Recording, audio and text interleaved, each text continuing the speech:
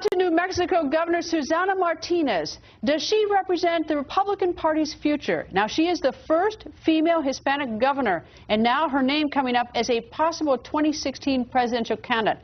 Over the weekend, On the Record went to New Mexico to talk one-on-one with Governor Martinez. But first, she took us to her family's business in El Paso, Texas. Governor, where are we? We are at the place is now my brother's business, but this was Texas Security Guard Service. This is where my parents started their business back in the late 70s and were in existence for about 25 years. And this is foreign property, Texas, right? That's right. And you're the governor of New Mexico, but they let you come here? They do. They let me come here. When your parents started business, how much money is selling? I mean, truly, we lived paycheck to paycheck. When they started the business, I thought they were insane. We had no savings to speak of, and they started out with a few security guards. My father was a security guard, I was a security guard, and we had, I think, my mother was the office, worked in the office. At the beginning, she worked out of the kitchen at our house because we didn't have this building. And so I used to work at a Catholic bingo. In the parking lot to make sure no one was breaking into the cars at nighttime. And I understand you were armed because at the Republican National Convention you spoke a little bit about being armed. Oh yeah, my dad was a cop beforehand, and so he wanted to make sure I had the proper equipment to be a security guard, so I got certified at 18, and I had a .357 Magnum and had all the uniform, badge, the whole 9 yards, and walked the parking lot. Was it one of those family businesses where it's just a non-stop sort of family business? For my mother and father, initially, yes, because my mother didn't give up her day job. My mother continued to work her day job. She was an office assistant, and then at night at home would do the books for this business. So it was constant for her. I went to college at UTEP during the daytime, and then I was a security guard at nighttime. And so my dad, of course, was hustling for the contracts. Any chance he had. Why do you think someone starts a small business? I mean, why did your father do this? What, did he get sick of being a police officer? I mean, like, why? He wanted to work for himself. I mean, he wanted to work for himself and be able to make decisions for himself as to how big or small he wanted this business to be. He wanted to be his own boss. Your brother now has this store, yes, though, right? So there's been some modification. In fact, here is your brother, right? Yes. Hi, how are you? Was she a good sister or... Oh. What's the story? What don't we know? Bossy sister. She always wanted things done her way. Or no way. Her way. No way, yeah. And even when she was really young, my grandmother labeled her abogadita, which means the little lawyer, because she could always talk from a very, very young age and make a lot of sense.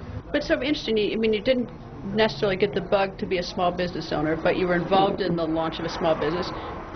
Seemed to have had an interest in politics, at least starting with student council. You didn't want to be secretary, you wanted to be president of the student council. And you wanted to be a lawyer because you bossed your brother around. Right? Why did you become a lawyer? You know, I actually became a lawyer because I thought you had to be a lawyer in order to get into national politics. I actually wanted to get into politics since probably I was an 8th grade freshman. I would watch the debates of senators and congressmen on television. I think I'd like to do that. I think I want to become something like that. And most of them were lawyers, and so I thought I had to be a lawyer. And so I started down that path.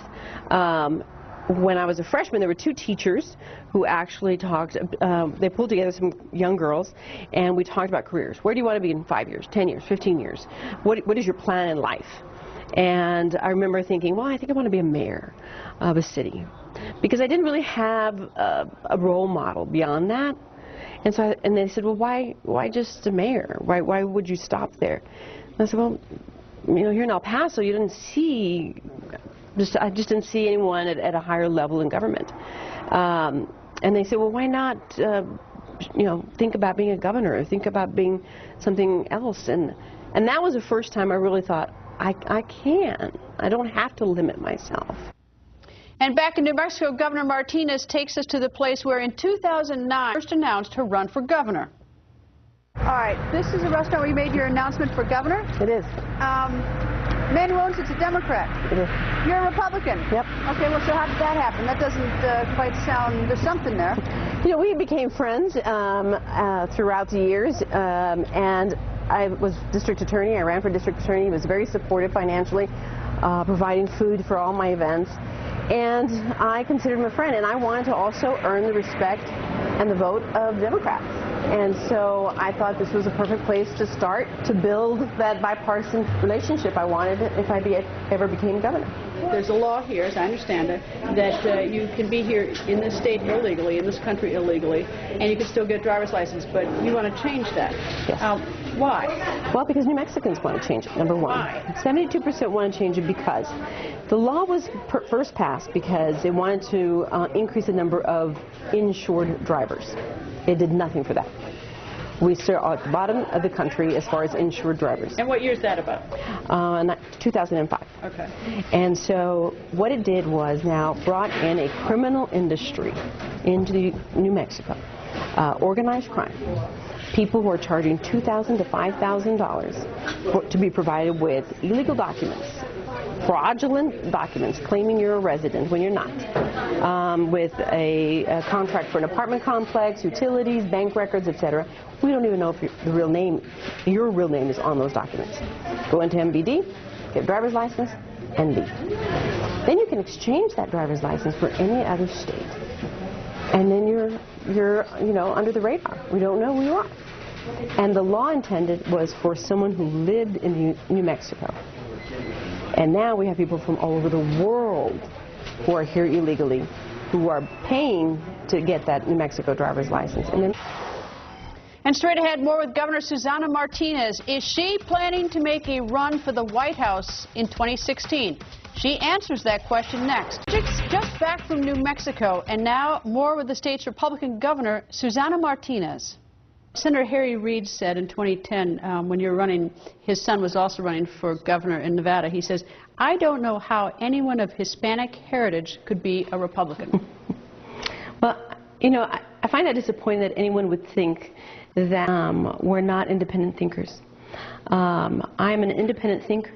I am a woman. I am a Republican, and I think for myself, and I decide where I vote and how I vote, and to make a statement like that is to assume that we are not independent thinkers, and we are. You had a pretty highly contested primary for governor. Governor Sarah Palin came out and supported you, right? Yes, she did. What do you think about the way Governor Palin is, about her political career and how the public have responded to her and the media? Well, I think certainly she is someone that has made a difference in the Republican Party and the Tea Party. She has caused a lot of interest to come about in reference to the issues. She speaks a lot about the different issues and how strong she feels about them. I was pleased for her to come and support me. I think it made a difference. But I also think that she is still very available to give her opinion in reference to politics and where America is going, and whether we're on the right track or not. And I think she's certainly free to do that. I was pleased to receive her endorsement. When you became governor, you inherited a deficit, right? What was this? Do you remember exactly what the deficit was? Yes. Well, the day before the election, the general election, it was $250 million. Million? Mm-hmm. And keep in mind, the state budget is only $5.6 billion. So the day before the general election, we were having it reported as $250 million. The day after the election, it became $450 million. What happened in the 24 hours or 48, whatever it is? Well, certainly the administration that was in place was not being truthful with the public. And so the day after, I certainly was informed that the deficit was then. How does that happen? I mean, weren't the figures public, and didn't? I mean, I assume that people were reporting on Governor Richardson as a steward of the economy here. No, that was not what was happening.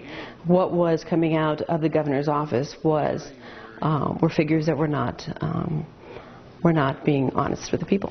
So you must have just about fallen over when you saw the number jump in the period of 24, 48 hours. Absolutely. And it was a number that I knew we had to deal with. I knew we had to deal with $250 million. I said, well, then we're just going to have to do what the rest of the New Mexicans are doing, which is tighten our belts and figure out how we're going to solve this problem. Because when I was running for office, I was committed to not raising taxes. I was going to balance the budget, and I was going to make sure that we were not going to raise taxes so that we can really continue to be competitive in bringing businesses to New Mexico, grow our economy so that that deficit will never come back again. All right, well, a faster way to get money is to cut spending or eliminate waste than it is to grow the economy. Grow the economy takes a little bit of time. So I take it that it was expense cutting, or because you went to a you balanced your budget. I did. I presented a budget, and the governor is expected to present a budget. And in that budget, my budget actually increased spending in Medicaid and in education, my proposed budget, but also trimmed back. For example, I trimmed back on the number of exempt employees. What does that mean, exempt employees? Exempt employees, people who answer just to the governor, versus classified employees who you have to you can only get rid of an employee for cause. So it's basically civil service versus appointment. Appointments, exactly. And Governor Richardson had grown the number of exempt employees by over 340. I have it down to, I think, 212 at this time. I got rid of the 2 chefs that were assigned to the residents. We sold the jet that Richardson had purchased. We sold the jet in addition to 4 other planes. We cut the exempt employees. No one was going to earn more than $125,000 for cabinet secretaries, and we were going to cut back on salary significantly. I mean, we went through the budget tooth and nail, from cell phones and take-home cars, and I put a moratorium on the purchase of brand new cars for 2 years. I mean, we went through it in a way that had never been done before. We balanced it, and we got a surplus. The method that you employed in your Democratic House and Senate, do you see that that would be an effective way on the national level, or is the federal government so vastly different that, you know, because your remedies seem quite straightforward and simple, but would they translate on a national level? Well, certainly cutting spending is one of the things that can transcend to the federal government. I mean, I think the federal government has grown by leaps and bounds, and they need to look, where do they need to cut? And I'm not sure that I think Washington is at such a gridlock that they're not willing to even really look at where is the excess, where do we cut? And it can't be across the board. So I take it from that you're opposed to just letting us go off the fiscal cliff, because that does take a cut straight across the board. It does. It takes us, makes those cuts across the board. New Mexico will actually feel an enormous impact. Unfortunately, New Mexico depends significantly on the federal dollars. We have 4 military bases here in New Mexico. We have 2 national labs that are very important to our national defense. And so we could possibly lose 20,000 jobs. Healthcare exchanges, you're setting them up. Some Republican governors are not. Why did you decide to set them up? Well, we're moving in that direction, but we're also still negotiating with the federal, and we're negotiating for flexibility. We're negotiating for what is best for New Mexicans instead of the one-size-fits-all that's coming from Washington, D.C. Where can we be flexible that best serves New Mexicans? And we've asked many questions of the President, and we are hoping for answers. It's been several months that we have been asking these questions and haven't received responses. But if at the end of the day the responses are not what benefit New Mexicans, we can still always go and allow the federal government to push forward those exchanges. It's no secret that there are a lot of eyes on you on 2016. You're a woman, you're a governor, you're Hispanic. Any thoughts on running for president in 2016? No thoughts on that. I am running for re-election for the governor of New Mexico. I want to make sure that I fulfill the promises that I made to New Mexicans. That's extremely important to me. And before leaving New Mexico, we also got to meet the governor's very sweet sister, Letty Martinez. How's your sister doing as governor? Very good. Very good? Yes. Like, tell me more. She's the greatest sister I never had. She's a good sister. She loves you. Yeah. Everybody does. Anyway, thank you very much. Do you watch us on TV? Yes. Okay, you're going to keep watching us, right? Yes. Do you remember her? Remember watching her on television? Yes. Tell her about your birthday party at the governor's house. Oh, yes, I had a birthday party. Really? At the governor's house. Was it fun? Yeah. Is it a nice house? Yeah. Were the dogs there? Yeah. All right. How old were you? Do you remember? How old did you become? What was your birthday? 5. 5'5". Whoa. You don't look 5'5". Happy birthday. Governor is the guardian for her disabled sister who you just met. And there's much more of our interview with Governor Susana Martinez. Just go to GretaWire.com. And up next, Senator Lindsey Graham. He says yes.